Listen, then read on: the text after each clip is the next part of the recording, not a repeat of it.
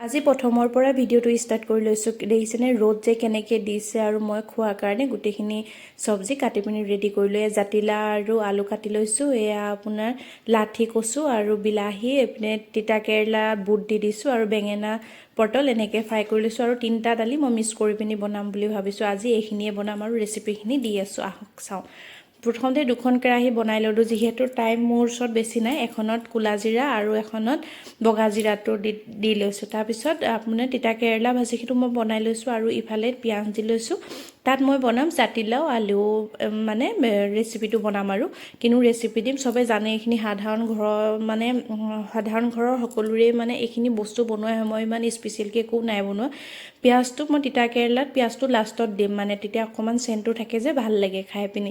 এয়া দেখিছে মই এইখিনি জাতিলাও আৰু আলুখিনি দি দিছোঁ আৰু জলকীয়া মই এটাহে দিছোঁ, তাকো মই কাটি পিনি দিয়া নাই, ভাঙি পিনি দিছোঁ।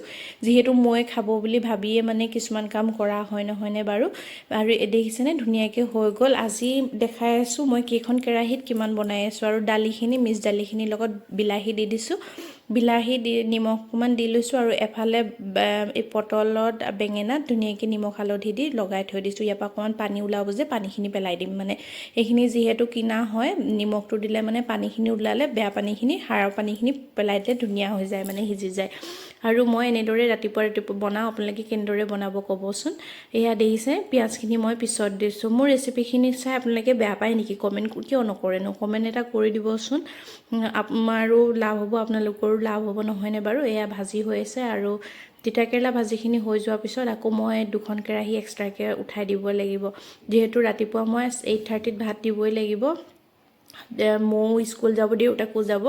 এয়া দেখিছেনে কথা পাতি অকণমান তলত লাগিয়ে ধৰিছিলে। এয়া হৈ গ'ল আৰু এতিয়া নমাই থৈ দিম। এতিয়া পাতিম আকৌ বেলেগ কেৰাহী 2খন, তাত আমি কচুলতি আৰু এইফালে পটলখিনি ফ্ৰাই কৰি ল'ম। এয়া ধুনীয়াকৈ তেল দিলোঁ, জিৰা দিলোঁ, এয়া বেঙেনা আৰু পটলখিনি ধুনীয়াকৈ ফ্ৰাই কৰি লৈছোঁ। এইখন কেৰাহী আপোনালোকে নাভাবিব যে লেতেৰা বুলি, মানে কালাৰকেইটা এনেকুৱা, মানে ইগন'ৰ কৰিব দেই। মানে এইফালে জিৰাখিনি দি লৈছোঁ যে জিৰাখিনি মানে অকণমান সিজিবলৈ দিছোঁ। মানে এখন কেৰাহী কি কৰোঁ জানে নাই, মানে যোনটো গেছৰ ভলিউম সেইটো বঢ়াই দিওঁ আৰু এখনত কম কৰি ৰাখোঁ। এইপিনে বেঙেনাখিনি সিজিলে আৰু এইফালে বিলাহীখিনি মই দি দিলোঁ।